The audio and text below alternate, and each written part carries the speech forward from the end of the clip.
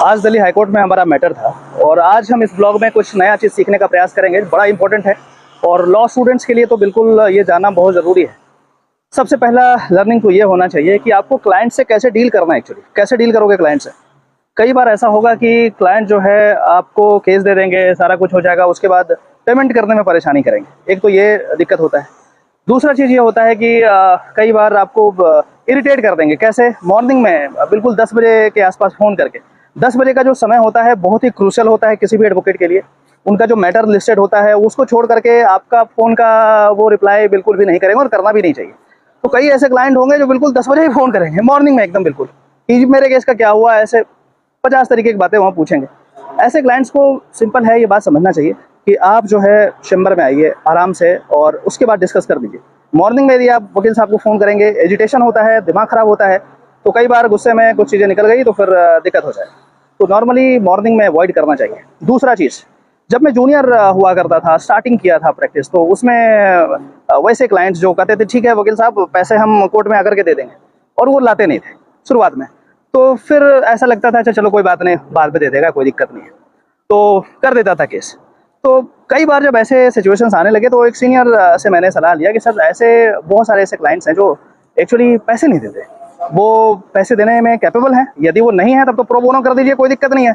लेकिन यदि वो कैपेबल हैं, उन्होंने प्रॉमिस भी करा है कि जी इतना पैसा आपको दिया जाएगा इस केस में, और ये आपको इस दिन दिया जाएगा, लेकिन फिर भी वो पैसे नहीं दे रहे हैं, तो आप इमोशनल नहीं होइए। हमें सीनियर ने जो बताया कि आप इमोशनल नहीं होइए। यदि वो पैसा नहीं दिया है और डेट है केस का, तो आप डेट पे मत जाइए, छोड़ दीजिए उसे। तो मैंने कहा कि सर इसमें तो नुकसान हो जाएगा क्लाइंट का। तो बोला कि बिल्कुल सही है। वो भी जब शुरुआत में जब प्रैक्टिस कर रहे थे तो ऐसा ही सोचते थे कि नुकसान हो जाएगा क्लाइंट का, जो कि हमें नहीं करना चाहिए। लेकिन ultimately it should be both ways, वो भी उनको भी सोचना चाहिए, क्लाइंट को भी सोचना चाहिए। तो उन्होंने कहा कि यदि क्लाइंट आपको पेमेंट टाइम पे नहीं कर रहा है, और खास करके जो रेगुलर प्रैक्टिस होता है उसमें ये चीज़ें दिक्कत होती है।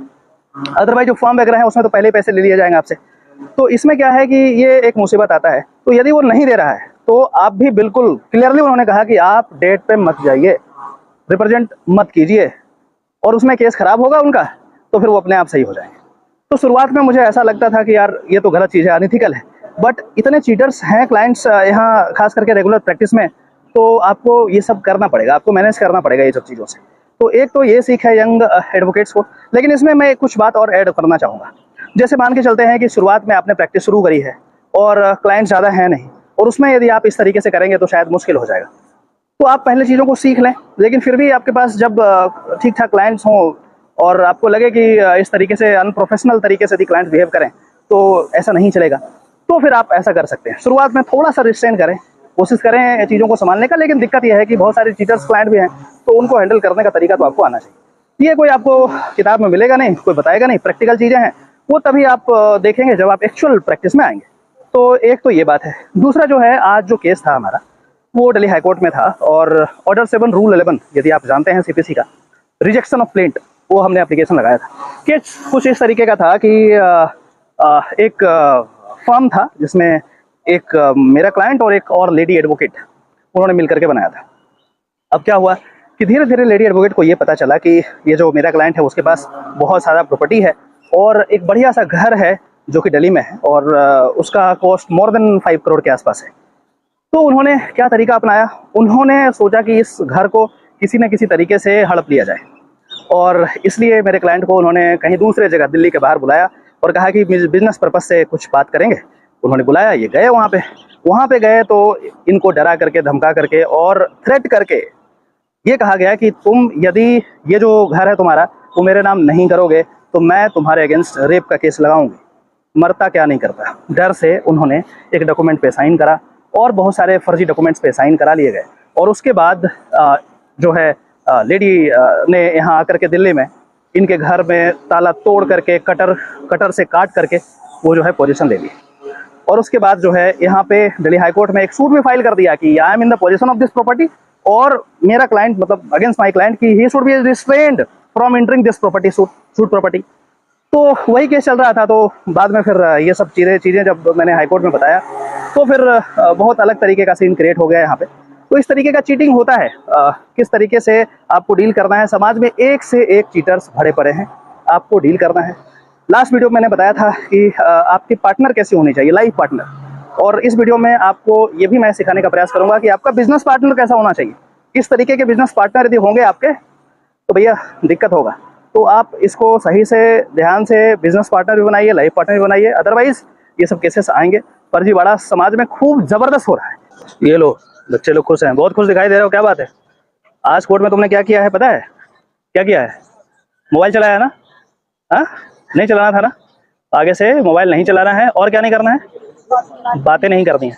जज साहब यदि तुम्हें पॉइंट आउट कर दिया बेटा क्या कर रहे हो, क्या कर रहे हो मोबाइल पे, तो सीखो। प्रोटोकॉल्स हैं, फाइल पढ़ने से पहले ये सब सीखना पड़ता है और आपको टाइम पे आना होता है। कोर्ट का पहला नियम क्या क्या? Be on time. यदि आप टाइम पे नहीं आ सकते हैं तो वैसे जॉब में जाइए जहाँ पे टाइम का कोई बाउंडेशन नहीं है। बाबू बन जाइए, बाबू, समझ रहे हैं? 12 बजे जाइए, 2 बजे जाइए, कोई फर्क नहीं पड़ता है। यदि यहाँ 5 मिनट लेट है तो मतलब समझे आपका क्लाइंट खत्म, केस खत्म। आपकी रिस्पॉन्सिबिलिटी है ना क्लाइंट के प्रति। तो आप यदि लेट हो गए तो क्या होगा? हाँ, सॉरी बोलो। आया और यहाँ पे लिखा हुआ बड़ा इंटरेस्टिंग चीज़, मनीष सिसोदिया जी जेल गए हुए हैं तो यहाँ पे ये लिखा हुआ है कि we miss you Manish ji.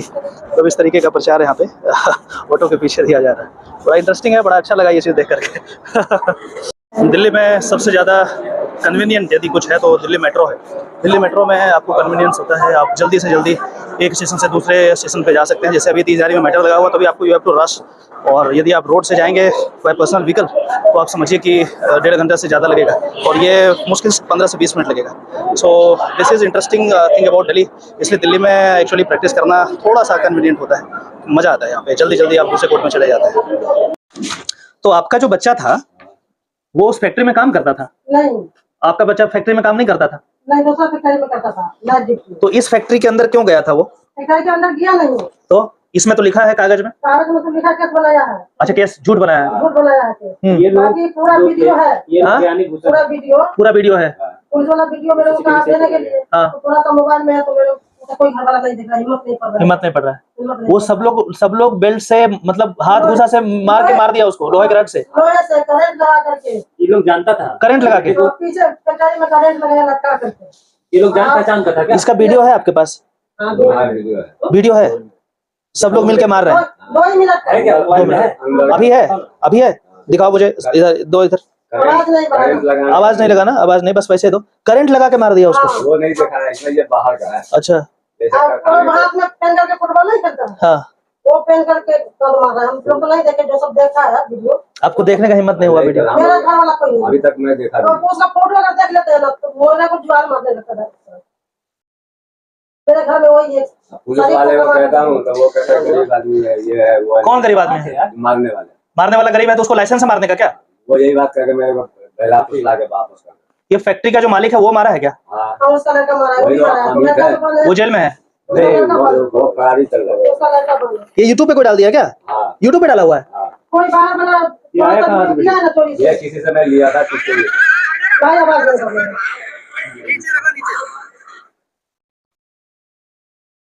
इसमें कौन कौन है? ये कौन कौन है मारने वाले? जो मार रहे सारे। इसमें कौन कौन जेल में है?